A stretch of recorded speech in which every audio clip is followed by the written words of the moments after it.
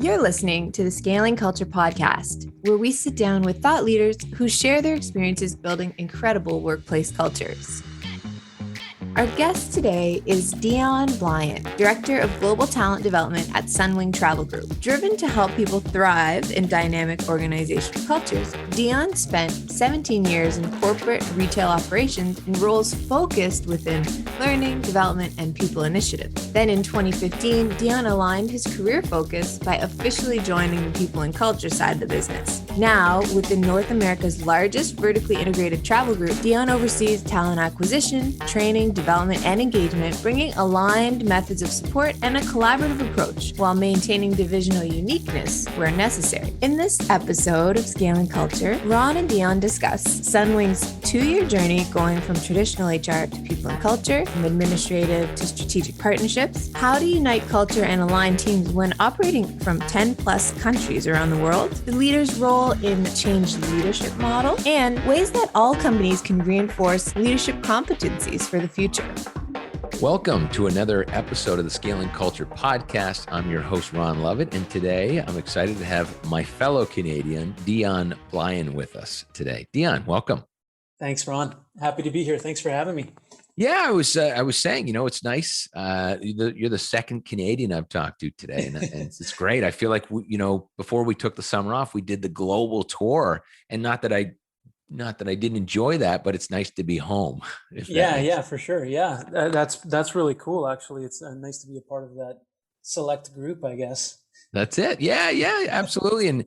And when I looked, I was excited seeing that we, had you on today, especially your association being, Director of Global Talent Development with Sunwing, big corporation.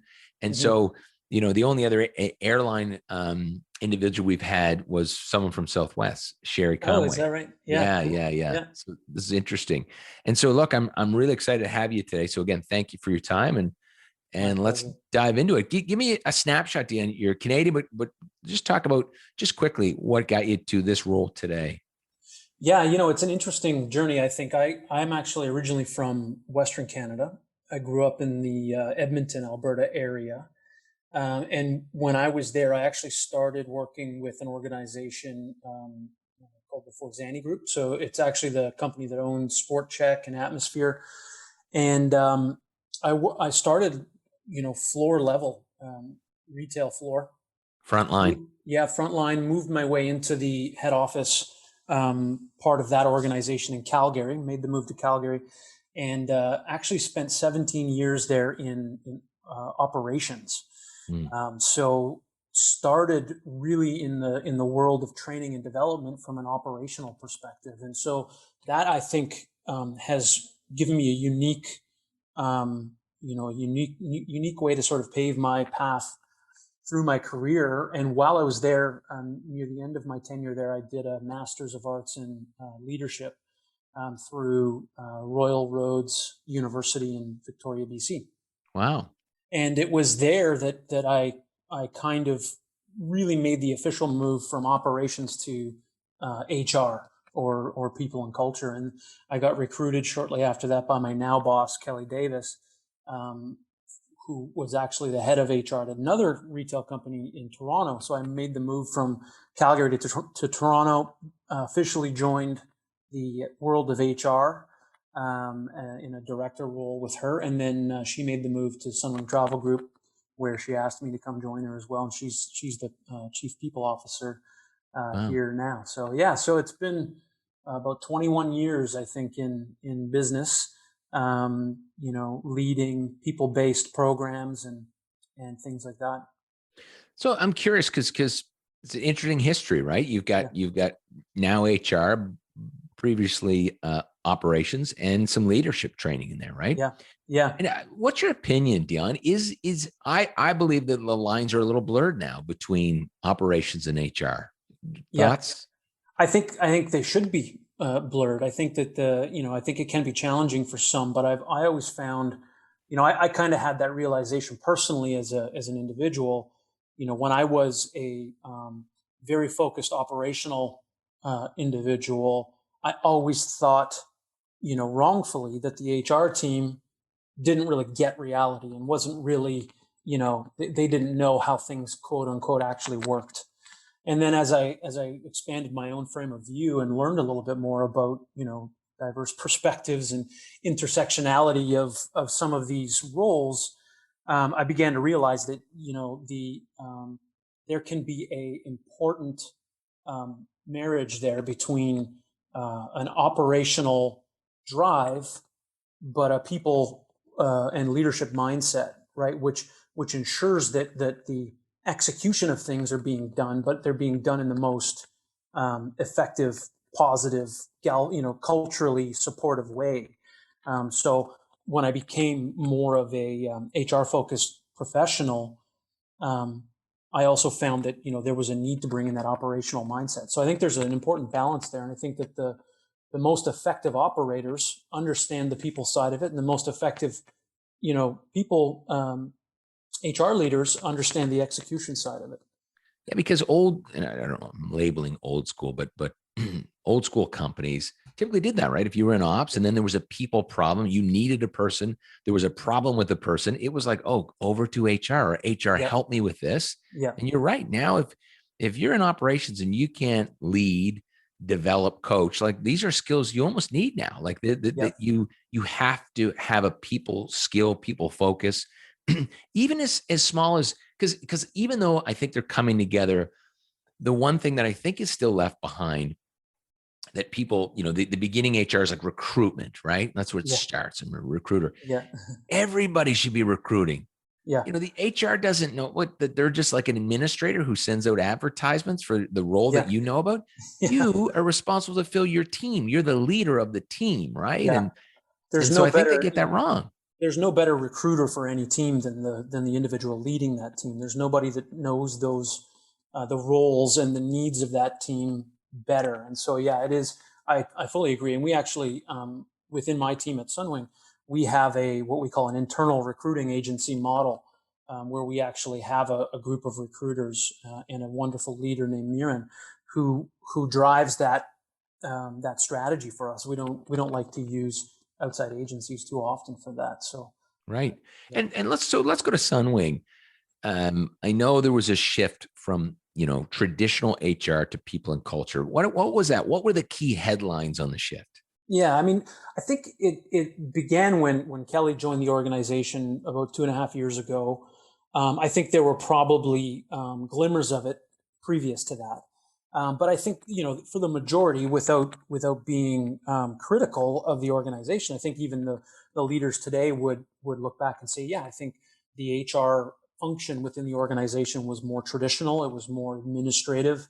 It was more of that, paper pushing type engine. And it was, more of an ad hoc use of those individuals. And so, when Kelly came in, and Kelly's very collaborative and very interested in gathering feedback and ensuring that feedback is being acted on, and that the people and culture team is building credibility that way. So I think it helped to create some tangible changes. I think one of those tangible changes was the actual name change, going from human resources to people and culture. That name, I think that name itself brings some symbolism with it, and sounds, more strategic on its face. But with that name change, Kelly also, before I joined the organization, but her and I have done this together before, she recalibrated the values and the purpose statement within the organization at the same time.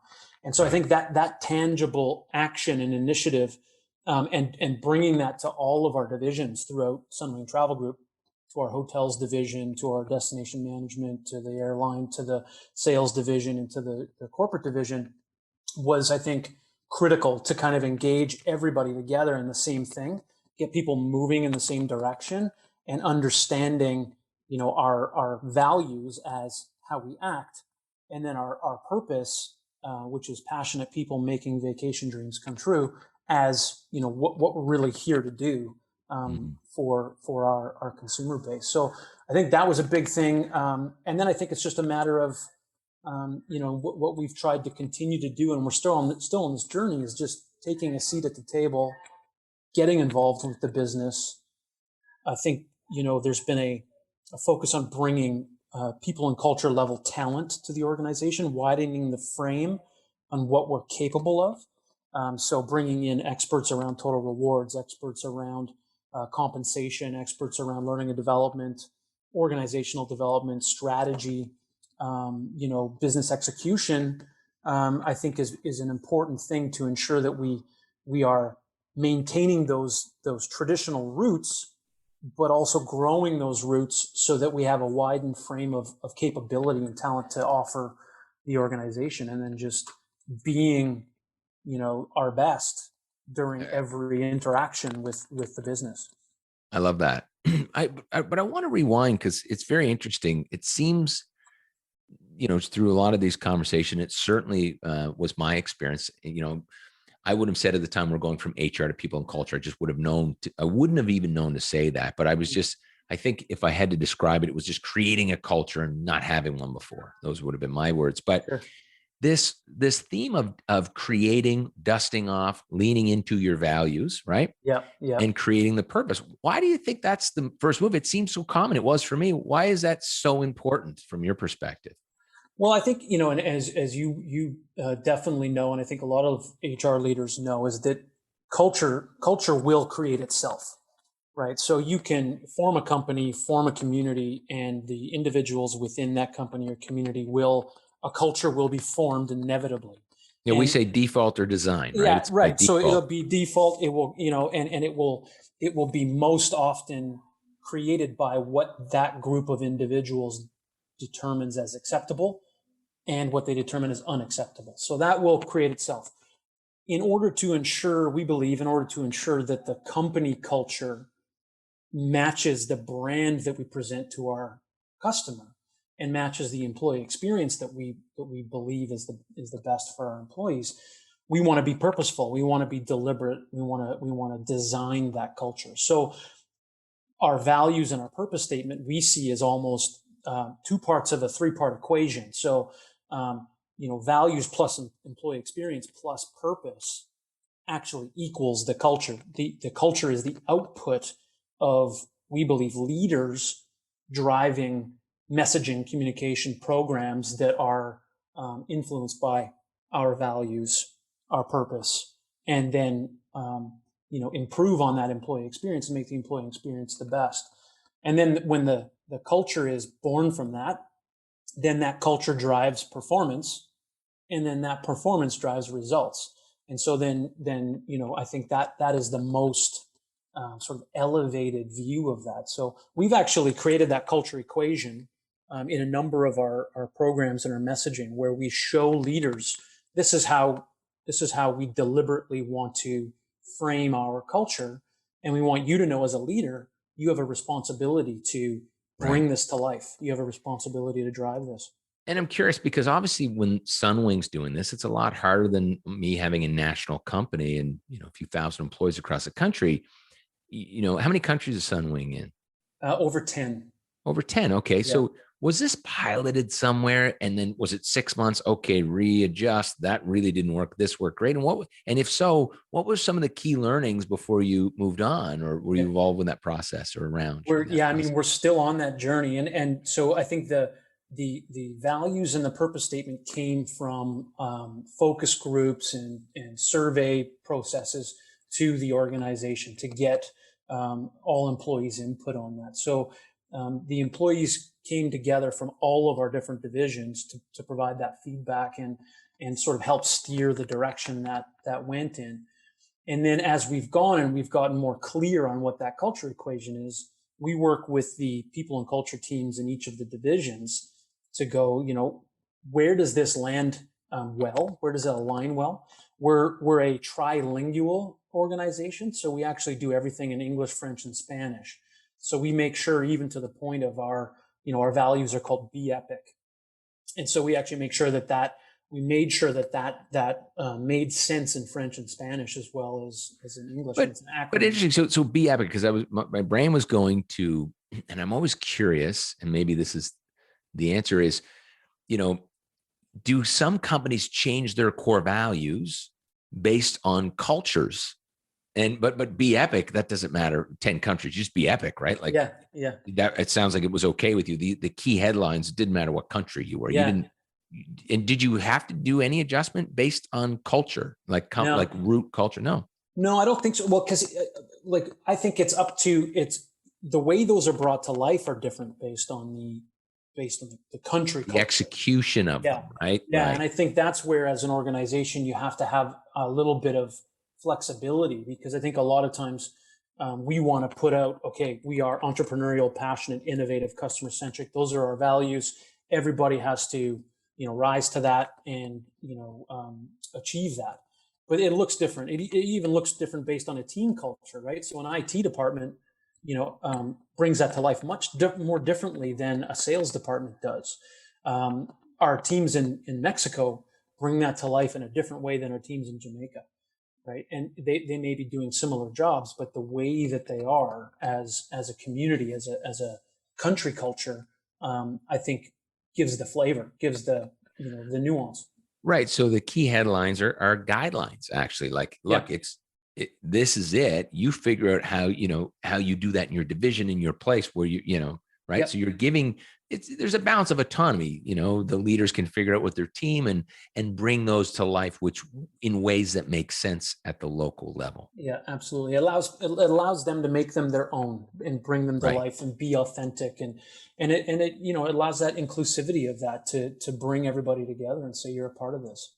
Well, it's funny because, and I know one of our topics is change management, but that is part of change management, right? It's because I think that people don't see change management having to, I don't even know if they think about it in cases when it comes to trying to, transform the culture. It's huge. Yeah. It's more relevant, right? And exactly what you're talking about is having them buy in, involved with the process for buy-in. Or am I wrong?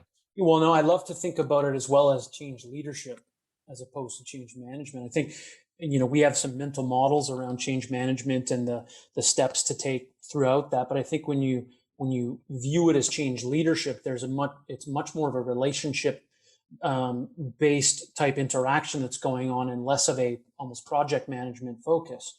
And I always kind of go back to that Kurt Lewin, the 3 states of change model, where it's, the current state, we're frozen. We need to be unfrozen in order to move to the transition state. It's in that transition state of change where all of this, flexibility and nuance and understanding the culture of the country, the culture of the team, the culture of the organization, that I think really comes in. And leaders need to really be, holding hands with the individuals that are on the receiving end of that change, and then help them get into that future state, which then is kind of the new habits and the new way of doing things, in which we refreeze people until we need to unthaw them again and move through other change. But the unthaw, and maybe I'm reading this wrong, but is that just state of mind or not? When you say they're frozen, right? It can be, and I think sometimes it's just habit. So if reports are run on Mondays for 10 years, and then, we say we want reports run on Fridays, there's going to be inevitably people, that come in, log in on a Monday and start running the report and go, oh, I forgot we're actually doing that on Fridays. And so it's just a matter of that, creating a safe environment for people to, try to, jar them out of that frozen state into going, oh, I need to move this way. And so part of this journey, and you mentioned earlier, this is ongoing. Where are you guys in the journey today? Objectively, where would you say it is? And what are the challenges there today? What are the big, this is the one thing we need to kind of get through? Yeah, well, I mean, I think we're still early in the journey. I think there's still a lot of opportunity. It's been about 2.5 years, I think, since the beginning of it, and sort of Kelly really breathing life into it and starting to build her team. And by the way, I love that you said lots of opportunity. Yeah. Because that's how you're going to get through it, right? These are opportunities. Yeah, absolutely. Yeah, and I think that there it will continue to be for years to come. We'll have so much opportunity to continue to guide and build this with the leaders in the organization. It's a massively complex organization. I mean, we have an airline, we have all-inclusive resorts that in and of themselves are like small towns. They're 1,000 employees, and Yeah, then they're full communities. full communities, and then when you add full capacity of travelers to those, you have a community of 3,000 people in a location. So these are big groups of individuals that you can't turn on a dime. You need to continue to influence. And so I think that, for us, the big things that we want to continue to do are to continue to deliver on our credibility with the leadership group, continue to show up for those leaders and show them that, bring them along that journey and show them the benefit of thinking this way. I think that we have, a very entrepreneurial focused organization, which is a part of why we're so strong and why we're so agile. But with that, sometimes you get, the inevitable silos that come about. And so there's an opportunity to, again, bring in that intersectionality of being a business leader, but also leading the team and also leading ourselves, right? Which requires, self-awareness, requires learning, requires communication. And that then developing those competencies with the leaders, we feel will kind of pull everybody along with it. So I do think we still have lots to do and lots of opportunity, but it's been a pleasure. Even through COVID, we've found so many incredible opportunities where we've seen leaders come together, and even they have raised their hand to say we wouldn't have acted this way 2 years ago. And we're so happy that there's this new way of thinking and this new partnership with the quote unquote HR group on helping us and just guiding a little bit different. Why do you think that happened? Why did people come closer together? It needed more help, more guidance. Well, why do you think that happened? Well, I mean, I think the pandemic forced people to ask for help.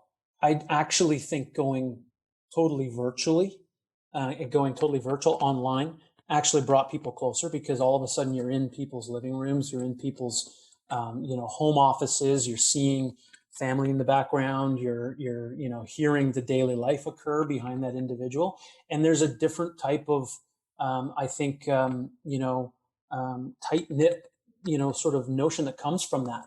And so I think that we experienced that in a big way. We were always trying to get our leadership group, which is a group of about 110 individuals. We were always trying to find the right way to get them together. And of course, pre-COVID, we were always thinking we need everybody in the same room. We need to do a conference. We need to have them all together and away from their business. And it was too complex and not possible to do. And then immediately when COVID hit, we were able to get all those 110 people on a Teams call, right, and have very fruitful conversation. And it became something that was a pleasant surprise, I think, through wow. the pandemic. Yeah. And I'm curious, this came up I read an article on Harvard Business Review, and then it was something I had done once or twice and continue to do. I posted about the other day, which was, and I'm going to call it Zoom bombing, I'm using the wrong, because I know that was known to be very bad, but I think as a leader, it's kind of great to be like, oh, there's these people meeting about this thing. And I just show up and, hey, how's everybody going? And boom, I get out of the way. I mean, that was so disruptive before when you'd open the door, or it was impossible. You just couldn't get there. Have you guys started to adapt anything like that? Would be very different from the tradition of, versus just now everybody can get together. Any new habits are you doing that, or any new habits that have picked up? Yeah, I think a little bit of that is occurring where, there's some drop-ins happening. I think people are learning in our organization that not every meeting needs to be an hour long. Not everything needs to be a long drawn out thing. Sometimes it's just a quick call. I think there's still room to learn about, what happens when some of the organization goes back to the office, which will happen. We'll have a hybrid model. But what happens when some of those individuals don't come to the office and aren't in those meetings? And we know that some of those in-person meetings, some of the decisions and some of the comments are made before and after the meeting and in the hallway waiting for the meeting room. And so how do we show leaders and help leaders stay inclusive with everybody to ensure everybody's looped in on, and that everybody gets the same opportunities, based on being there or not being there. So I think it's still still yet to be determined, and I think lots to learn and sort of keep our antennas up as leaders to notice these situations. And I was curious, Dion, with, in your role in particular, with global talent development, and I'm not exactly sure how that works, but how do you keep your finger on the pulse? And then, like, how do you keep your finger on the pulse of what's happening? Because I assume, and maybe I'm wrong, that's learning and development for the organization. I'm sure you've got lots of help, but that if there was something happen in one of these 10 countries and there was a skill that would be needed, that would show up on your plate, or how do you stay connected to what's needed? And then how do you react to that? Yeah, I mean, it is a little bit like you said. We also have people and culture teams that lead each division, so we partner with them, and we actually have a role within my team that's a global support manager, and she actually stays in contact. Her name's Paulette, and she actually stays in contact with the teams in all of our divisions, and we'll do monthly touch bases and catch ups, and we're so involved in some of the global strategic stuff that's happening that we inevitably get some of that, sidebar conversation as to what some of the other opportunities are. So it's just through maintaining regular touch bases and connection that way. And we all obviously also do the, all employee engagement survey, pulse surveys, that kind of stuff. But we try to have a blend of formal and informal connection. So, on talent development, does that also cover off training? Yeah. So it's an interesting portfolio because we've blended recruitment, we've blended learning and development in there, and then kind of this engagement piece.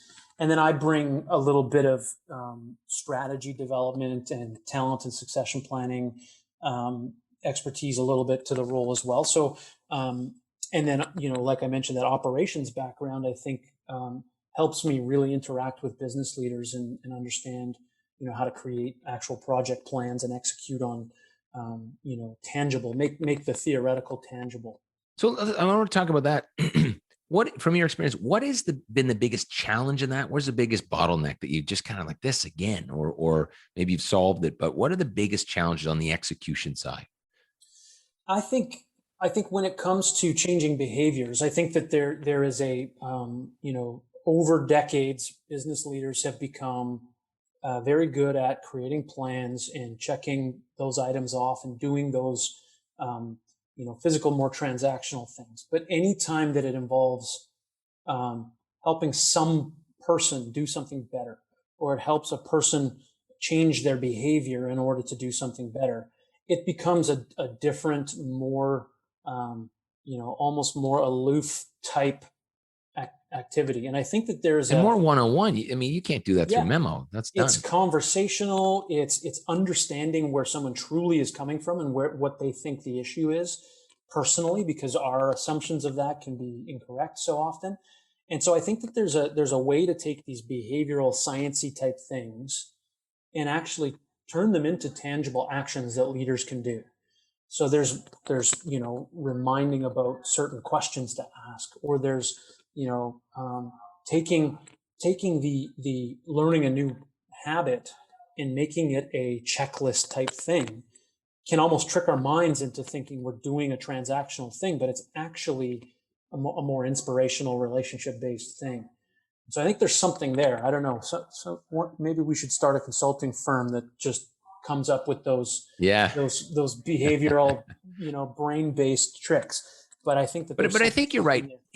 You have to find that you have to go to the root. Like, okay, I bought in. You don't need to go there with me. It's like these mini therapy sessions, right? In some case, I don't know if you found that, where you try to find the root belief of why someone doesn't want to go or behave in this new way or whatever it was, right? It's like, totally. Okay, before it was policy, now it's guidelines, but that's a belief thing. It was black and white, now it's gray, I think it supports what we said earlier about the intersectionality, right? So like business leaders, as soon as we start like widening the frame on what our responsibility is, right? We have organizational responsibility as a business leader.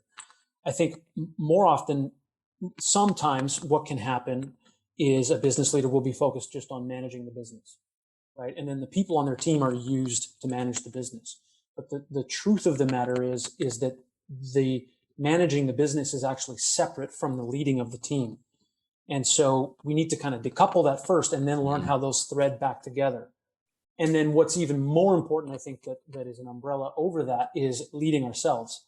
So then understanding that my role as a business leader isn't just the numbers and the lines and the dots and X's. It's the what inspires my team and what are the biggest opportunities for each of my team members, and how do I coach them and how do I help them develop those things and see how the development of those things actually moves the X's and the lines and the dots and the check boxes forward, right? That's just the result. It's very important because what you're talking about, I believe, is what's missing. It brings it back to the beginning, which is, I think some companies still think that's HR. That's talent development. That's not my function as a leader. It absolutely is. You need to be thinking about that. And I guess we both do. People get caught in the weeds and then they don't have time for that. What is the solution? Is it, no, you should block out 2 hours a month to think about that? What do you think? Yeah. I think it's just reinforcing leadership competencies, and I think it's leaders having, some focus inward to say, again, like, what is my organizational responsibility? And if I was being led, which we all are, what do I expect? What do I expect from the person that I report to? And do I understand psychological safety? And do I understand, the importance of communication? Do I understand the importance of feeling developed? It's just, when we place those responsibilities on only the HR, the people and culture team, we actually rob ourselves as business leaders of the opportunity to have a positive impact on our people's lives. We say, well, it's their job to have the positive impact. It's my job to hold you accountable. But how can you hold somebody accountable if you're not also inspiring them, right? You'll have more success inspiring and developing. You'll have more success holding somebody accountable if you're inspiring them and you're developing them. That's right. It'll move the needle. Otherwise, you're where you were yesterday, right? Yeah. And you're not going to move. Yeah. And what else, Dion? What else that you think, for those listening out there, from your experience, whether at Sunwing or previous, is just something that you think about, talk about, that you think would be unique that maybe we haven't talked about today? I think I don't know. I think we've covered so much. I'm trying to think of some of the other sort of mantras that we drive forward. I mean, again, I just think it's leaders that drive behavioral-based values. It's leaders that bring the employee experience to life. And when employees can see their place in delivering on the organizational purpose, right? We're all in business to make a profit, but profit is oxygen. So if we don't have oxygen, we don't have the fun, in life. And it's the purpose that is sort of the next inspirational, aspirational thing that we deliver as an organization. So it's funny. One thing I think about it as you were talking, and I certainly think about my business, is the word leader, right? Because I think from past, it's the CEO is a leader, and then anyone with like an executive VP kind of title is a leader, and then maybe, general manager is a leader. Yeah. But I think there's this movement to everyone being a leader, and so maybe you're a leader of customers, maybe you're a leader of your own destiny. I don't know what your thoughts are on that. I kind of think that there is still this, we're still stuck in, no, that I'm not a leader. No, someone else does the leading. What do you think? Well, I think there's a societal, impression that leaders are presidents and prime ministers and sports heroes and Hollywood stars. And I think that there's a misconception around leadership being about extroversion and about, ability to speak in public. And the reality is that, when you look at it from a business perspective, management skills have been explored and developed and defined for decades. And management skills have been borrowed from the military over decades. The command and control, the general truly is elevated above everybody and can see the field, and the front line truly is executing, and it is truly life or death. And now, as I think we've come through the last couple decades where information is more available, learning is more predominant. People have more access to things that are fulfilling, and people are looking at, what do I get out of the work that I do, rather than what do I deliver for the company I work for. And there's this real desire to feel fulfilled and to feel that we are contributing to a team. And what's that? I can't remember the author's name right now, but there's the book Nine Lives of Work. Marcus Buckingham and Ashley Goodall. Actually, we've had Ashley on the show. You should listen to the episode. Oh, is that right? Oh, amazing. Well, one of the 9 lies is that people want to work for an organization that is only doing good in the world. And the truth is, people want to work in an organization where they feel like they're a part of the team and they feel like the leader has their back. Right. And so that's the other part. If we're only managing people, then people don't feel like we have their back. They feel like they are pawns in our Excel spreadsheet. And so I think it's that differentiation between, management skills and leadership skills, and the idea that anybody can actually be a leader, regardless of the title, regardless of the level, regardless of the role. People can be leaders. People can act in a leaderly way. And when managers by title, really adopt some of those competencies and those skills, that's really when things get really beneficial and get really positive between the leader and the employee and the team, and things start to really galvanize and gel. Yeah, if every manager, every leader looked at anything they did and said, my job is to develop everyone's leadership around me, right? That's a different business, a very different business. Yeah, absolutely. Well, Dion, I can tell you this, it's been a wonderful conversation, and I'm going to keep your cell phone on speed dial in case I'm ever on a Sunwing vacation. We're stuck in the middle of winter. Please do. Yeah, we have some great locations. Yeah, no, that's great. I've been on a bunch and and love Sunwing and love the destinations. And I've always had a great experience with the staff too. Oh, I love it. That's great to hear. Yeah, they're passionate. They're amazing.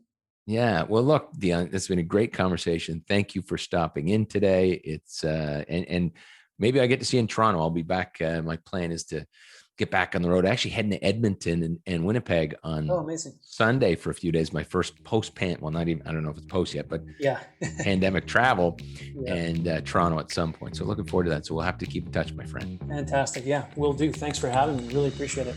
This is fun. For more information about Dion Blyan, please connect with him on LinkedIn. For more information about the Scaling Culture podcast or the Scaling Culture Masterclass, go to scalingculture.org. And if you're enjoying the Scaling Culture podcast, please subscribe and share. We'll be back next week with another incredible guest.